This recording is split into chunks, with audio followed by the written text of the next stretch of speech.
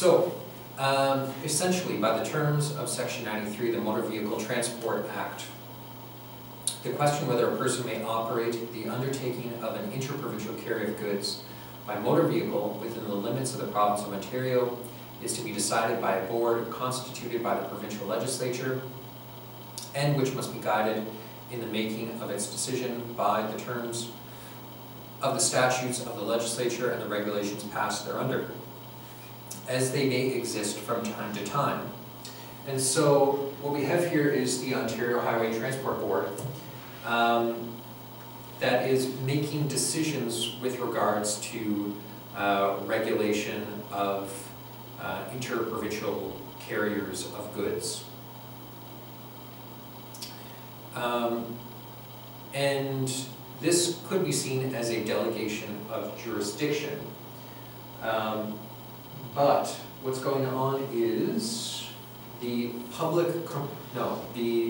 Motor Vehicle Transport Act is a federal act that says that the regulations of the regulations related to interprovincial carrier goods will be as per the regulations that are created by the Ontario Highway Transport Board.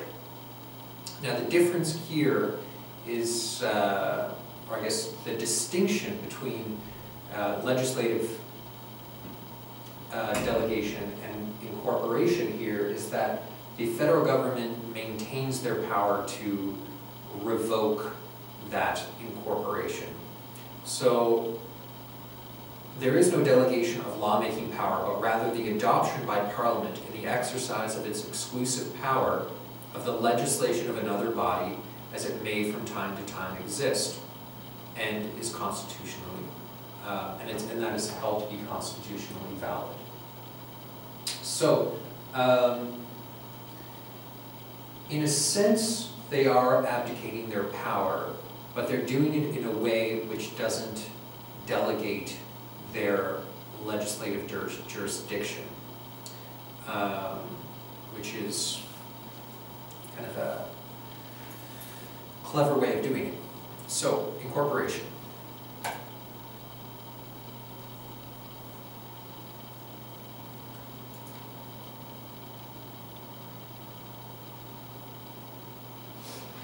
just going to read this out here. An undertaking connecting the province with another and extending beyond the limits of the province comes within the provisions of Section 9210 and is solely within the jurisdiction of the Parliament. So, interprovincial transport. The Federal Motor Vehicle Transport Act, which delegates to the provinces the authority to issue extra-provincial licenses or safety fitness certificates, is inter vires the federal Parliament, since the licensing authority is only in respect of extra-provincial undertakings into and through a province.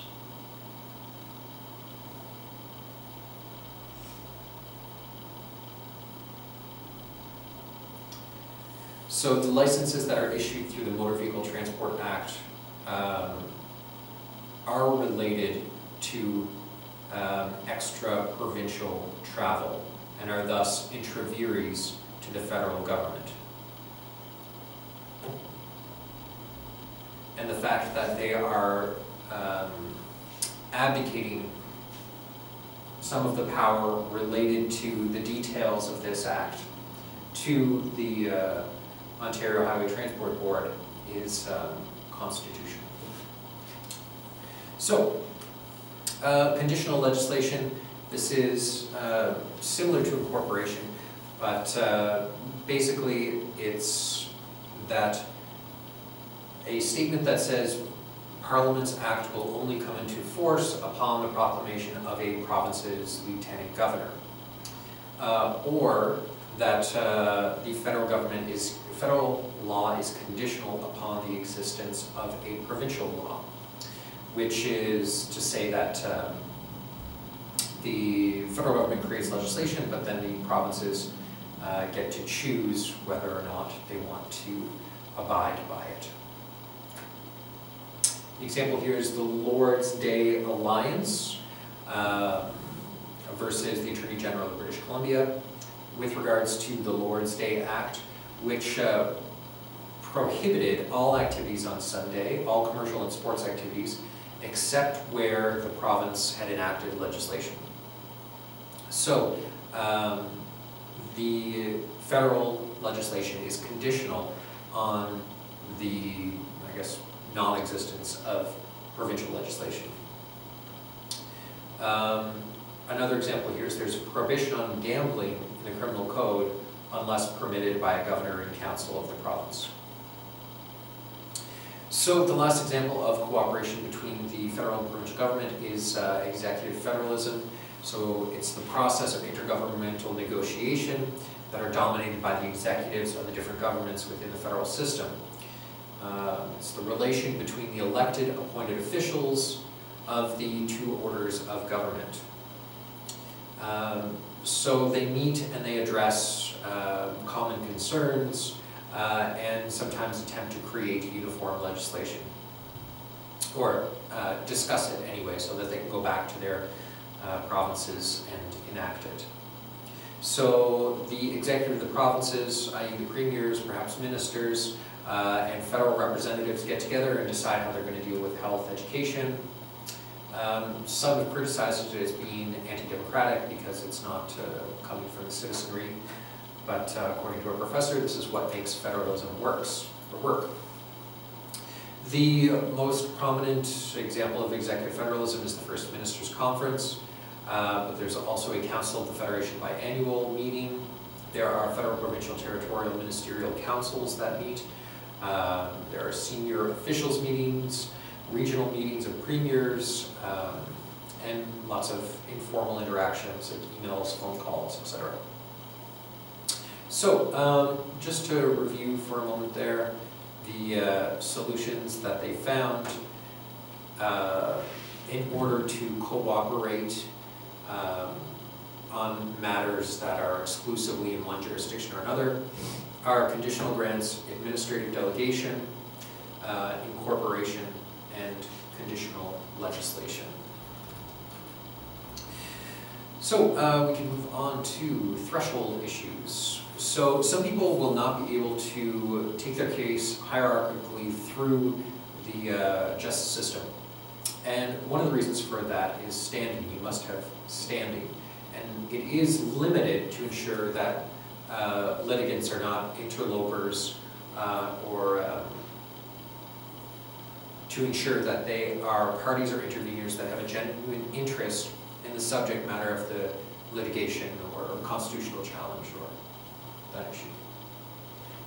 So you can gain direct standing just by breaking a law.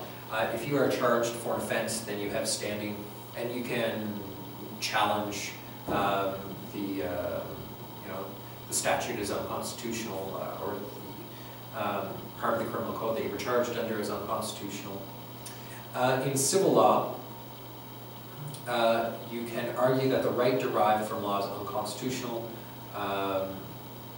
or that the defense protected by legislation is unconstitutional.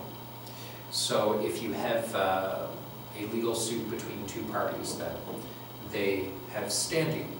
And sometimes people will bring action between two parties deliberately, contrive the action in order to gain standing. So public interest standing, the test for determining whether someone should have public interest standing and be able to challenge certain statutes is that, first, is there a serious issue with the validity of the impugned legislation? If there's just no chance that it's unconstitutional, then there may be no reason to go through the process that this person is suggesting. Is the intervener directly affected or have a genuine interest in the subject matter? And we saw this in Bedford versus Canada, where the people who brought the challenge were women who wanted to continue to be sex workers. And is there no other reasonable or effective manner to bring the matter before the court? And these are derived from Thorson, McNeil, and Borowski. So in 1975, Thorson versus the Attorney General, the issue was budgeting certain amounts to promote French language is unconstitutional. So there are parts of the Constitution that talk about language rights, but this person thought that budgeting, I guess, however much they were budgeting to promote French language was unconstitutional.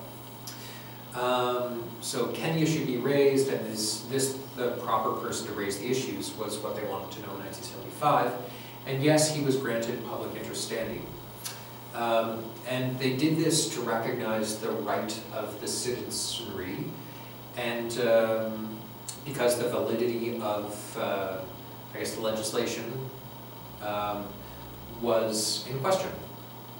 And there was no other way to reasonably have the constitutionality of the legislation tested. So, starting to develop a test, and then Nova Scotia Board of Censors versus McNeil. Nova Scotia Board of Censors banned something Tango. Anyway, it was a movie from 1976, Last Tango in Paris, maybe. There's a law that regulates all movie theaters. They said that they can't show the movie. There was no movie theater owner that was willing to step forward and say this is unconstitutional and fight the good fight. McNeil, who was just someone who enjoyed going to the movies, showed a distinct interest and wanted to challenge the legislation. So, because there was no way a member of the public, a viewer, could be charged with breaking the law and thus gain standing, he was given standing. So this case went beyond Thorson. It recognized the possibility of having status to attack legislation, even though there existed classes of persons who were specifically affected or exceptionally prejudiced. So even though McNeil wasn't the person most affected by the legislation, he was still given standing. Moving on to Borowski. Borowski was a religious NDP that was against abortion. He was a cabinet minister at one time, and he quit and went on a hunger strike. And what he wanted to do was challenge the exculpatory offense of therapeutic abortion. He was not directly affected by it. However, in this, was he given standing? I'm not sure if he was given standing or not. However, in this, I don't think he was, because he was not directly affected by it, and according to the test, you need to be directly affected by it or have a genuine interest in it. Anyway, I'll have to look into that. But in this case is where they kind of put the judgments of Thorson and McNeil together and created the test for public interest standing. Is there a serious issue with the validity of the impugned legislation? Is the intervener affected directly or have a genuine interest? And is there no other reasonable or effective manner to bring the matter before the court? So that's public interest standing versus direct standing versus exceptional prejudiced standing. So in 1924, Smith brought an action for declaration because he couldn't buy alcohol or bring alcohol from one province into another. And this was because it was during temperance, and it was illegal to sell alcohol and also illegal to bring alcohol in from another province. So, tested, is there some way that you are exceptionally prejudiced more than everyone else? They say that it should be for the Attorney General to bring the action and seek to amend the law to protect the public interest. But if an individual wants to protect the public interest, he or she should be exceptionally prejudiced. And I'm not exactly sure how that influences the test in Borowski. It seems to be just step 2 from the test, but we'll see that next week. So, Constitution, week 6.